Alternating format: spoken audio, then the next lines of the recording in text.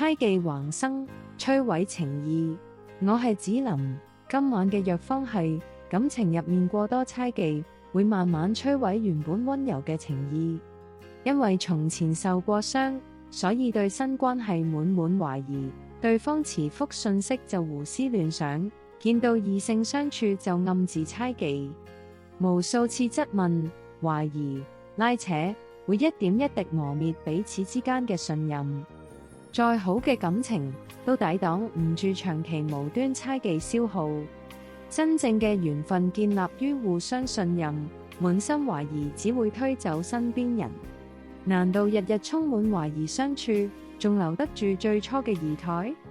我係子琳，選擇信任，減少猜忌，點個訂閱，願你從此百毒不侵。